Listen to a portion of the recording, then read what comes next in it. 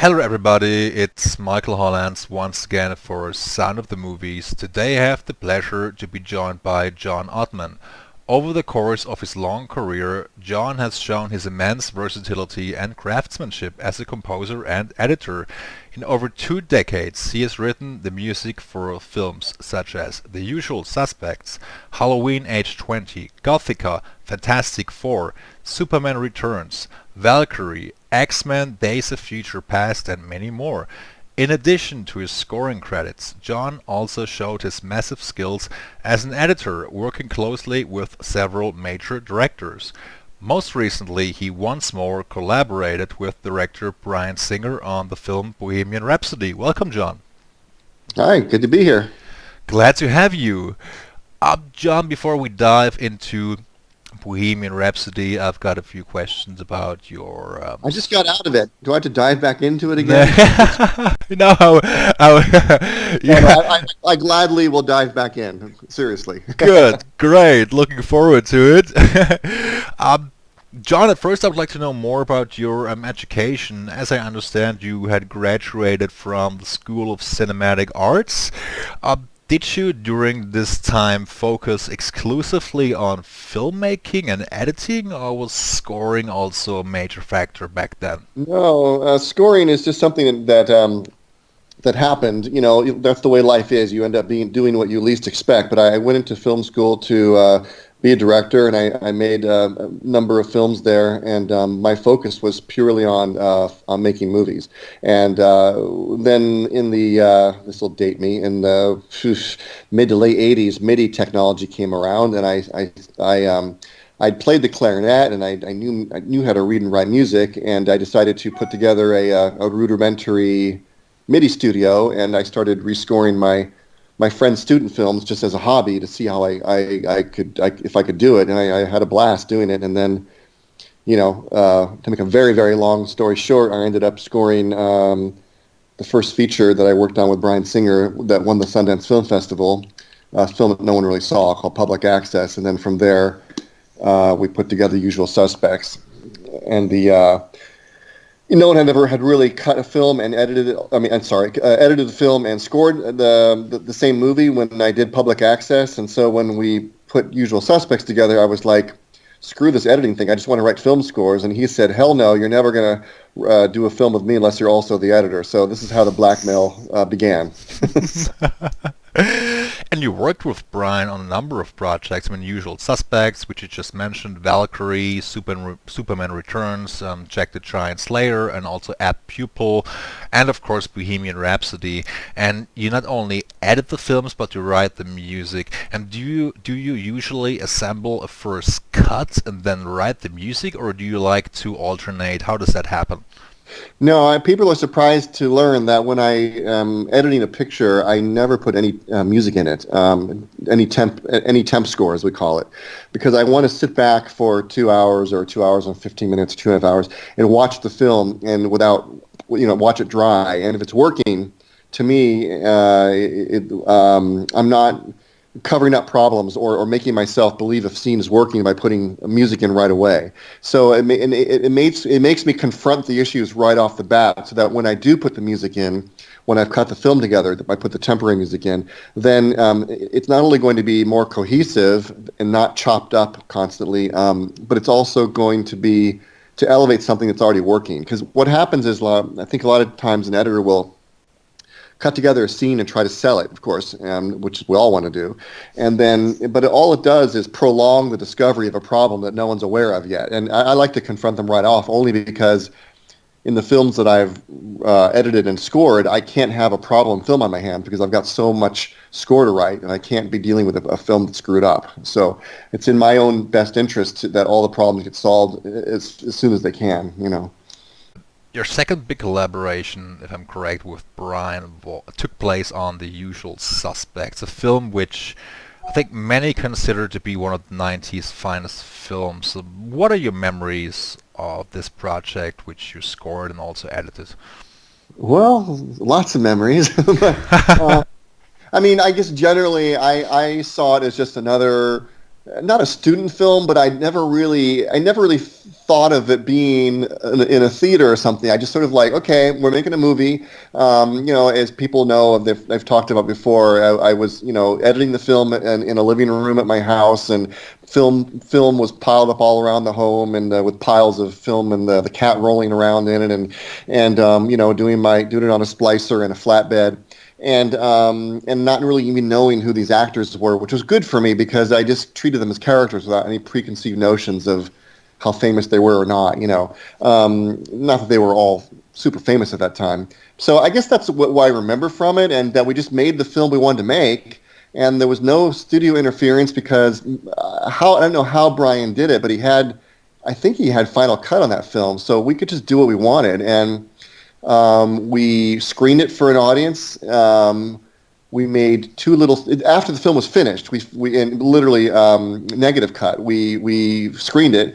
We made two little snips, and that was it. And I guess there's so many memories from that movie. I could do a whole dissertation on all of the on the whole thing, all of the things that we tried or I tried, and then with the music and in the montage at the end and so forth, and how that wasn't working, then it was working, and then that's a whole thing I could talk about. But I just knew the film was working when we screened it because there was a joke that was in early in the film when they were all in this holding cell about a boatload of guns. Yeah. Boatload of guns. And much later in the film, around the pool table, that joke is brought up, and you realize, forgot what the specifics of it were now, but the whole audience laughs. I knew right then, oh my God, they're following this thing and they're understanding it. Because we didn't know if people were going to even know what the hell was going on. So right then and there, we knew it was working. Yeah, I mean it's a great film. Also, it was put together so well. Also, it has a stellar cast. I mean, we had Gabriel Byrne, there was Kevin Spacey, and so many others, and especially the opening of the movie, the whole montage. I think that's my favorite piece of the entire score when you combine, the lovely piano theme and also the string elements. That's really, I think, the best. Right. Well, there's a big story behind that. And I'll try to make it short. I've told this before. You mean the end? The end you're talking about? The opening credits. Oh, the opening credits. Oh. There's a story behind that one too. No, I mean the DP had run out of he had to run the camera roll out, and so he just pointed the camera towards the reflections in the water. And I was like, well, that would make a cool opening title sequence, but it wasn't long enough, so I kept having to repeat it. And so then I wrote the music over that. But and then because it was undulating, kind of like water, so I did this sort of like with the na na na na that kind of thing, with the music. Yeah, was a lovely theme here. In terms of music or music-wise and editing-wise, is there any project that you've worked on which you consider to be the toughest one of your entire career? Let me think. Well, there obviously must be one. Every film has its own challenges, and they're tough for one reason or another. I think, I will say that editorially or filmmaking wise, the toughest movies are the ones where you realize there's a casting problem. The actor isn't right. Doesn't mean that they're a bad actor, but they're not right for the role. Or the chemistry between two actors isn't right. And then as an editor, I know that immediately I'm fucked because I try my best to make the film better, which I will. And I will make the performances better. And I will use ADR. I will use everything at my disposal. And I will do all the tricks I can. But at the end of the day, it's like being severely handicapped and having to run, a marathon or something, and you just never really make it to the finish line because, or the finish line that you want to get to. I'm trying to think of an analogy off the top of my head, but and so that to me is like you're trying to polish a turd desperately the entire year or 2 you're on the film, and it's really a horrible experience, and you're just desperately trying to make it better. But I tell people when they get a bad film as a composer or even as an editor, whether you have to make yourself believe that your work is going to really make it better and you're going to make a good film out of it, because you have to do that, otherwise your work will suffer. And only when you see it like 2 years later do you realize it still stank, but you did make it better, So, but it teaches you how to have a good attitude. You have to have that attitude, Right. When he edits a film, what do you think is more difficult? Make sure it has the right pacing or structure in general the more, let's say, difficult aspect to handle? If you gave me one of those to choose, I would say the structure and the overall. I mean, a lot of times people, well, first of all, hardly anyone knows what a film editor really does, but a lot of people will look at a film and they'll talk about specific scenes an editor cut because they're obviously more editorial and they're noticing the editing, but they forget about the fact that the editor's job also, depending on the power of the editor also and the relationship with the director, but is to tell the larger story, the macro, step back from it and really try to shape it in terms of being involving and you know and basically seeing it from far away, and that is a big job and one that is the most important, of course. I mean, when you cut a scene individually, you can do a really amazing scene, but when you put it all together, you've got to see it in context, and that's a thing that some editors are more gifted than others because that's where you're really telling a story, you know. You're also a part of the ACE, the American Cinema Editors Society, so to speak. Right. Were you approached to join, or did you have to apply to get accepted in that society? No, I think I applied because I was really, really, really honored by them because, you know, I was this guy who no one knew in the business, and they nominated me for an ACE Award for Suspects. And I was like, wow, that really was impressive to me because these people were not doing it based upon politics or past work. They really did it on the work. And that made me, because that's so rare in this town, you know, so that really made me feel warm and fuzzy towards them. And so I think when I found out that if you were nominated, you could apply and get accepted, most likely get accepted, I think I went over there and I had an interview. You know.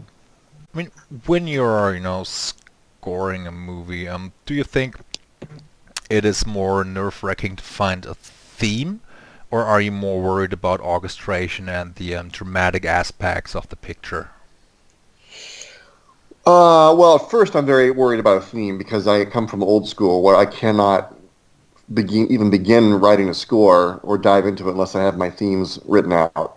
And I try to tell young composers that, you know, the agony you spend in a vacuum writing the themes to the film you're going to score pays off, because then when you go write the score, you're literally you're taking things from those themes that you wrote, and you have a game plan, you have a journey that you're going to go off on. Otherwise, if I just start writing a score and without themes thought out and so forth, I'm completely lost. I don't know where I'm going with the score, and there's no story I can tell because I don't know where I'm coming from, where I'm going. So, I would say yes, the themes or the themes or the motifs, I would say are extremely important to me. Yeah. There's one project which comes to mind where you had an even bigger task. You had also directed the film Urban Legends Final Cut, and Right. on top of that, you also edited and scored the picture. Could you walk me through this undertaking? How did you balance that? Well, I question myself into not having a life anyway. So I mean, to do the editing and composing things, I'm kind of serious about that. People say, "How do you do it?" And I go, "Well," and I'm not joking. I say goodbye to everyone as if I'm going off to a jail sentence, and I don't go ever out to dinner. I don't see movies. I basically every breathing moment is that movie, and after 20 years, it's like I wonder, like after I did X-Men Apocalypse, I was like, I can no longer do this. I can't do both these tasks. I mean, X-Men Apocalypse, one of those films, had a lot of issues, let's just say. That had a massive score and had lots of editorial issues, and so that almost killed me. So, but to get her back to your, what was the question again? It was, how did I go through Urban Legends? Yeah, I mean, basically that's how I did it, but I looked like a corpse by the time it was finished, and that was a lot to bite off, to chew off, it was what it is. It was a silly teen horror movie, but at the end of the day, it was successful, and I pulled it off. I mean, it's not something that I necessarily run to put on my resume that I did that movie. Have you ever considered directing more films, or do you prefer, writing music and editing films? I love writing music. I don't prefer editing films. I remember I Oh do yeah. that at gunpoint. Although I'm damn good at it. I just because I'm a storyteller, but I don't. It's the lifestyle that I don't like. What it does to your lifestyle. It's really so destructive. So but I do. Speaking of destroying your lifestyle, I do want to direct something, but I only want to direct something that gets me out of bed, and that I really really believe in. Um, Otherwise, I don't know the point of doing it for me. I mean, if I was 30 years old and someone told me to direct a movie about, you know, uh, I don't know, about a shot glass or trying to, or whatever, I would do it because I'm 30 years old. But now it's like I wouldn't just direct for the sake of directing. I don't need to do that. So I would direct only if something really turns me on. And there are a couple things that I really want to do. And I forged a really great relationship with the producer of Bohemian Rhapsody. Hmm. And so I'm hoping that maybe we can work together on some projects. And if it happens, great. If it doesn't, then I'll just go to Hawaii. Sounds good. I mean, you mentioned it is so time consuming. I mean, do you like, work around the clock, or do you have certain rules? I don't take it further than, say, 18 hours a day, 15 hours a day, or how do you work? Well, it's like between 13 and 15 hours a day of constant concentration. It's not like you can. Well, for me, I'm different. I'm a freak. I don't even get off my chair and realize I haven't peed or even eaten in the hours. But but it's not just that. Even when you're off, having a weekend or some free time, for me, it's a torment that never goes away because editing the movie or even writing a score. And more so editing the film, it's like trying to solve a math equation that there's no solution to, or you're trying to constantly find that solution, and it never ends until you're finished with it. And that's just that torment for me because I'm just crazy. It never goes away. I toss and turn at night. I solve problems when I'm in bed, and then I get up and have an epiphany, and it's like you can never escape it. So that's what I mean by when I edit a film. It's a year or two. When you score a movie, you're only in it like 2 or 3 months, so you can get out of that agony. Have a break or something, and then go on to Yeah. another one. Yeah, I mean, that's probably what you meant by destructive. Yeah, yeah, yeah. It's hard to have fun. It's hard to. It's like if I'm at Disneyland, I'm in the middle of a movie. I'm still thinking of the movie. John, in the late 90s, you had scored Halloween Age 20, which I also mentioned in my intro. You had worked with director Steve Miner on that. I think Hmm. Harvey Weinstein was one of the producers or executive producers. And Right. you wrote this very, very good main title and also some very harmonious cues on that one. But the final cut of the film also featured temp music from the film Scream, Right. which by Marco Beltrami. Did the filmmaking team have their heart set on those pieces right off the bat, or why did they Oh, it stick was with the it? opposite of that, actually. It was basically the Weinsteins were kept in the dark about what was going on with the music, and had they given me marching orders from the beginning to do it like the temp score, I completely would have done that kind of thing. But Steve Miner, when he met me, the whole reason he hired me was because he wanted to do something that was Hitchcockian and very, different and unexpected. So I'm like, cool, I'll do that. And so that's what we set out to do. And so Steve Miner and the editor and I were in our little world doing that concept. So I scored that movie that way.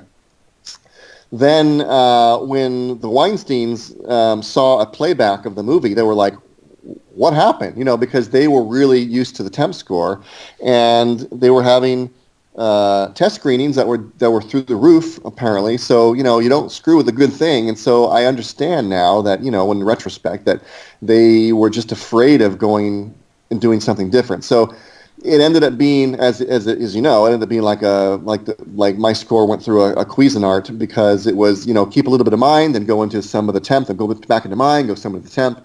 And it became a situation where I think there was something like 60% of mine was in the film, so I still got the main credit. But Yeah, it was so chopped up. It's hard to watch that movie because it yeah, was one concept versus a different concept. yeah, totally. I mean, they even gave Marco Beltrami a credit in the opening credits, and they Yeah. even said, additional music by Marco Beltrami. And I remember I was like, I think 14 when I watched Halloween age 20 at that time. And Mhm. of course, I wasn't that, knowledgeable about the business back then, and the internet wasn't, as big as it was today, and I always felt, what the hell is what the hell is Yeah. Scream doing in that movie? It was like, I had no clue back then. Yeah, it's a shame because I'm not saying my score was one idea was better than the other idea, but I had sort of enjoyed the fact that I had resurrected a lot of John Carpenter stuff and put them in sort of an orchestral context, Yeah. like that one that go dun dun dun done. Yeah. That was great, and so but all that stuff got thrown out in lieu of frenetic scream stuff, like crazy shit, and it's like, I mean, that was great for Scream, but I felt like it just made the movie just typical. Yeah. Another very popular movies of the 90s was Cruel Intentions. You had worked on the project, you had scored the picture, yet you had left the project, and later I on love how you. you bring up all the horrible stories. No, I mean, I can leave that out if you want to. No, no, no, it's fine, it's fine. Um, No, it's again, every situation is unique, and you never know what's going to happen on a film. And so in that one, the original idea for the movie was to score it classically, Yep. do classical music. And so I was the guy, of course, that should have been hired. So they hired me, but then before I even wrote a note, they retemped the movie and decided to do the whole I know what you call it, style of music, but very kind of hip and groovy and modern. And so they looked at me like a fish out of water before I even had a chance to write anything. But I did. I went in, I wrote that kind of score, and it worked great. And I would tell you if it didn't, but it worked great. And even the sound mixers, when they mixed it, they totally dug it, and they loved it. But at the end of the day, there was just this suspicion around it. Like, how could that guy have written something that's working? It can't be. It can't be. So, the 11th hour, they scrapped it and basically brought on what's his name? Edward Schirmer. Yeah, Edward Schirmer, who basically did almost the same thing I ended up doing. So it's like, there's another thing that happened as well that sort of tainted things. And I tell composers, this is a very dangerous thing when this happens, is they tested the film for an audience with all the songs that they could never afford. The first test they did, because it's obviously a very song-driven film. Yeah. So, and then the score in between was temp score. So there are all these songs that the kids really dug. Well, then when they did the next test screening, it was all those songs were gone, and it was the songs they could afford. Plus, they put some of my score in there, and the test scores dropped, and I got blamed for the whole thing. So then it was more doubt around the score when it really honestly had nothing to do with the connecting pieces that I wrote. It had everything to do with the songs they chose. So it's dangerous when that kind of situation happens, when people interpret, and blame you for other problems in the film. Yeah, it's a very difficult process. And I mean, your music had been released on the album John Ottman, Suites and Themes. Right. Right. And it sounds sophisticated. It sounds very mature. And the score that ended up in the movie had a more, like, let's say, pop-oriented approach to a certain extent. So it's pretty hard to describe, and I totally understand you. I mean, it must have been a horrible experience, and I actually threw up in my kitchen sink. I'll never forget it. really. I was a pretty new composer, and I got this call that it was being dumped, and I literally was at my sink and I threw up. Yeah. Okay. Okay, I would say enough about Cruel Intentions and the horrible stories of the late 90s. I would say let's dive right into the present and Bohemian Rhapsody, which marks your most recent collaboration with Bryan Singer. How did you two prepare for this film? Well, I don't know how much I prepared for it. I mean, aside from watching Live Aid once. I didn't want to get influenced by Live Aid watching it again, but I did want to watch it and refresh my memory because I wanted to do something that was basically our version of Live Aid, like you were there in a way you've never seen it before. But I don't really know in which way I really prepared for it. I just, pretty much dove into it. It's been reported that Bryan Singer did not finish the film. At some point, I believe Right. Dexter, Yeah. Dexter Fletcher took over. Could you tell me how this came about? No. I can't, but I mean, I'm told to defer to Fox on those questions. But basically, I saw the thing through on my own because after Dexter came and did the last couple weeks of the film, then he hung around for a few weeks and then left. So it was just me seeing it through and with working with Graham King, the producer. And of course, I loved it because I don't like being bothered, by people. I like doing my thing, and in a way, it wasn't that much different from when I have edited other films with Bryan because he likes going away and letting me do my thing because he doesn't like to influence my brain because there might be an idea that I'm having that he doesn't want to screw up. So he likes to sort of come back and watch what I put together. And if he's moved or excited by what I do, then he usually likes it. So that the only difference in this case is he just never came back. He was never around. So Okay.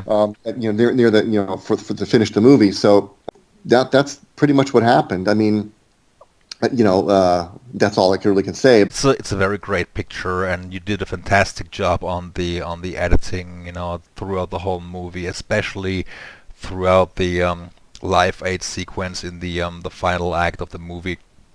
So it was really a well put together picture. And did you also at some point write score? Well, no, it was the intention that that I was going to write the score to the film as usual, and so I was contracted to do it as a composer.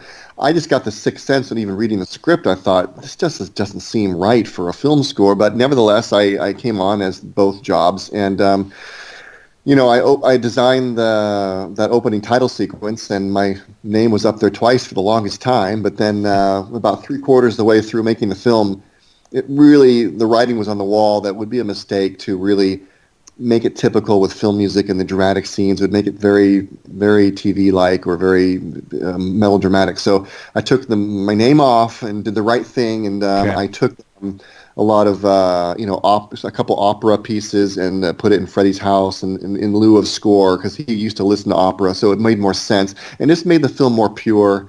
And then I used tracks from Queen's music to score some scenes, like when he goes and gets his diagnosis. I took the vocal tracks out of Who Wants to Live Forever and kind of scored the scene with those orchestra tracks. And same with the breakup scene when he breaks up with Mary. Yeah. Love of My Life is on the TV set, and actually I very carefully timed all of the things happening with Love of My Life from the TV and basically scored the scene with that. And it was, way better than if I had, put film music on that scene. It would have been like a, movie of the week. So The film is about 140 minutes, roughly. How long was the first cut of Bohemian Rhapsody?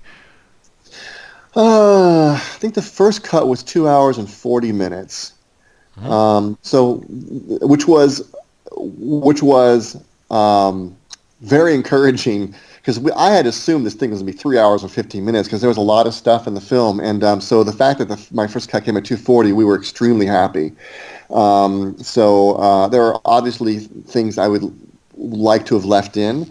But, the studio often will freak out about having enough screenings and keeping it at a certain time. And so that's always a battle on every movie. And, Yes. and like Graham, the producer, and I like to say, we got most of what we wanted. We feel very happy with what we have. But, you can't win every battle. But I think what we did walk away with was something we're very proud of, But I hope someday there's an extended version of the movie. I could put some things back. Now, having said that, they are releasing an extended Live Aid. I just finished it 2 days ago, actually, where it's the entire 20-minute set. So they spent a good amount of money finishing visual effects shots and so forth, So they're going to release that. I don't know how they're releasing it, but they're going to release it. So I'm very happy because there was lots of amazing moments that Rami Malek did on stage. All of his most amazing gyrations were cut out of the film for time. So I'm very happy it's going to be released. So. Great, looking forward to it. I mean, Yeah. you could probably shoot a 5-hour movie about Queen, and you still wouldn't, you still would leave Yeah, a I lot. mean, people complain, that certain things weren't covered, but the problem, not the problem, the challenge of a movie like this or any biopic, and especially this one, is it's not only a biopic about Freddie, which is the main story, but it's also the band itself. And so to service all of those things in 2 hours, or 2 hours and change, you have to, and also have it be entertaining and accessible, and cover the music, which it's all about, is Queen communicating with their audience. There's only so much you could do, and so I think we did a pretty good job in covering it. Again, there are a couple things I would love to put back in, and some down the road, maybe flashbacks to his childhood, which I really wanted to leave in the film, but Okay. again, can't have everything. So. No. The film is rated, or has been rated, PG-13, right? Were you kind of forced to tone it down a bit so it would be more appropriate for younger audiences? Yeah, well, that was the idea, because, again, to go back to the fact that the whole idea around Queen is having their audience participate with them in their music. Mm-hmm. And if this movie is all about bringing in an audience and hopefully widening that audience to discover Queen, then you can't really have, a scene of full-on, what I'm saying, X-rated, situation. But you have to sort of elegantly infer that obviously Freddie is, descending into, a darker world, and the AIDS diagnosis, and everyone who knows that era knows, how they know the story, and so I think just the other day I was watching it again. I had to go to a screening, and it's like, I think to myself, it's actually astonishing that a PG-13 wide audience movie is as gay as it is. So when people say it's been, watered down, I'm like, wow, show me another PG-13 movie that's this gay, So it's like, I think we were pretty successful in pushing as far as we could, Yeah. Some people or some critics also, remarked that it didn't show enough edge. Some of the criticism, you read reviews, and some is valid, absolutely. But this film is a celebration of Freddie Mercury, and yes, we want to show some reality. This movie's not a fantasy, but the whole idea was you walk into this film and you feel like it's celebrating this guy and the band, and I think the darker we had gone, it would have not been as fun as it was, and frankly, as successful as it's been. I think the proof is in the pudding with how successful it's been. Yeah, absolutely. I mean, I enjoyed the movie a lot, and me being, of course, a big Queen fan to boot. So, good. Yeah, I mean, I totally loved it. Did you edit the film chronologically, or did you have to assemble certain? No? No. It's everything's always shot out of order. In fact, Yeah, sure. The first thing we shot was Live Aid. So it became my torment for an entire year, because whenever I had some spare time, it was like, oh, I guess I'll go back to Live Aid again, because as I said it before, Live Aid in this movie is like the Death Star sequence was in Star Wars. I mean, everything is alluding to Live Aid. What about Live Aid? Did you hear about Live Aid? You're going to Live Aid? So it's like, holy crap! If Live Aid doesn't knock the socks out of people and isn't really emotional and cathartic, this movie is screwed. We're DOA, because that's the ending of the movie. And so how do you supplant a lot of emotion into Live Aid before it even starts, so that it had such emotional significance the moment you even sit down at the piano? And I think obviously we were successful in that, but that kept me up at night for a year, because it's like, what am I going to do if it isn't working? And and I found, like in the other concerts I put together in the film, that it became much more emotional and successful the more I involved the crowd. Especially in the sound mix, if I hear them singing, if I hear them clapping, if I cut to them, you suddenly get very emotional, because that's the whole point of the Queen music. Yeah. How hard was it to get this right, especially the Live Aid sequence. It must have been so challenging, because the sometimes the editing is really fast, but it's also very, spot on. It's never too much. It's never over the top. How do you actually manage to put this or to make this 20-minute sequence come to life? Well, I don't even know where to begin with that, but I mean, I just wanted to keep it involving and emotional, basically, and not have it feel too cutty, like you're saying, because, I mean, frankly, it's not 20 minutes. I think it's like 14 minutes or 13 minutes because I cut out a couple songs, and also I cut out different bars of music in even within songs. And so the challenge for me was, the moment I make an edit in the music, I have to make it invisible even to the most jaded Queen fan, because as soon as it starts feeling like a montage, the thing will collapse like a house of cards, because you have to believe you're there in real time. The moment that the audience senses there's been cuts, the thing will fall apart, because you're not really part of a cathartic real-time event. And so that was a huge challenge for me, because I inevitably had to make cuts, and I just had to do it in such a way where you didn't notice, So I guess that was the biggest challenge, was to keep it feeling like a real-world event, an experiential thing, How much time did you have to cut the picture? Well, I mean, from the moment we started shooting, about a year. Okay. As they're shooting, I'm trying to desperately keep up with the material, and because they have to know if they can tear down a set or not. So, and then I just start shaping the film, and so I had cut around 2.5 hours together already, at the point where Bryan left, and so then the studio was like, we want to fucking see what the hell's going on in this movie, which is unusual, because at that point during a movie, studio has no right to see anything. And so, because in the director's cut period, they can't fool with you contractually. You can show them things, but you don't have to, through the entire 10-week period after the film's been shot. But because of the situation that happened, they, I guess, had the right to see everything. And so I, begrudgingly sent them 2.5 hours of material, and they lost their shit in a good way. They were crying, and they're like, "Holy crap!" Then they saw what they had, and it was a great move to do that, actually, because it was a massive shot of adrenaline for everybody at Fox, because they just been bought by Disney, and I think the people were kind of down in the dumps, and so this was a huge boost to everyone's mood. So then I think they felt much more positive once they saw what I'd put together to carry on with the movie. Great. As this is a very musically driven movie, in terms of finding the right rhythm, and you being a composer to boot, would you say it is somewhat easier to cut these films as opposed to, let's say, any ordinary action picture? Well, in one way it was easier because I didn't have to worry about scoring the film. I mean, normally, I mean, in this film I had to worry about Live Aid, but not any other film I'm worried about my score I have to write somehow.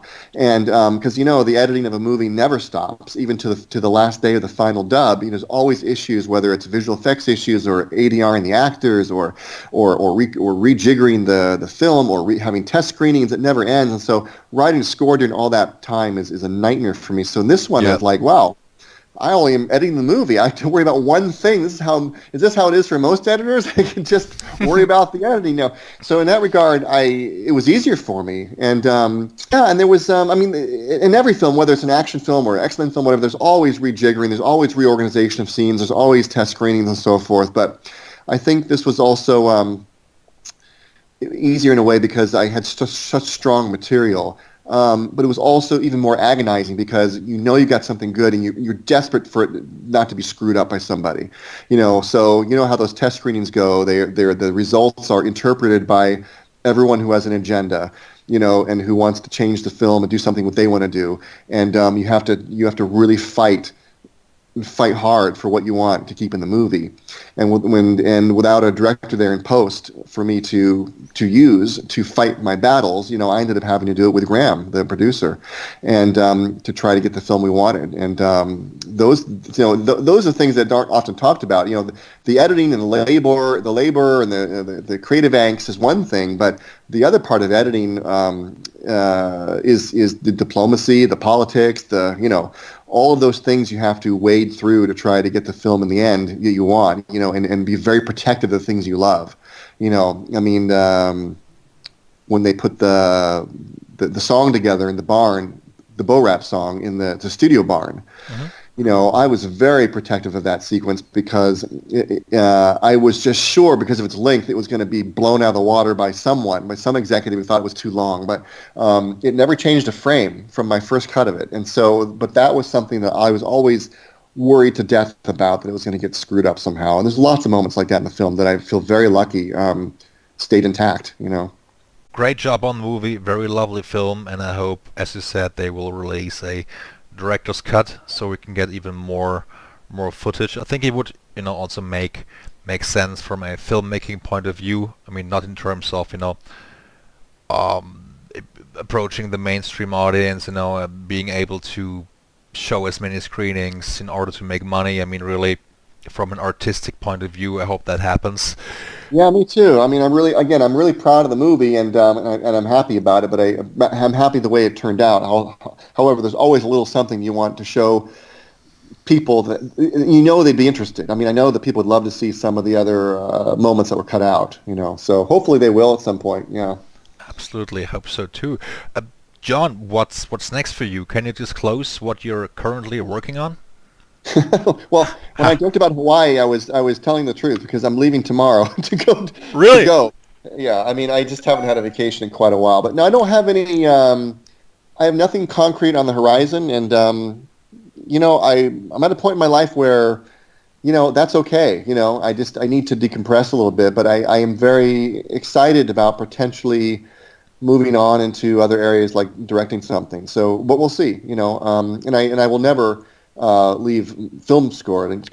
So if I can get on this film score, I would love to. So I would love to get back into a recording studio with a bunch of musicians in it, because one of the major sacrifices of Bo Rap was leaving my scoring career for a year, and normally when I do this, at least I get one score out of it, which is still a sacrifice. But this one, there's no score, so this was purely a labor of love. Let me tell you.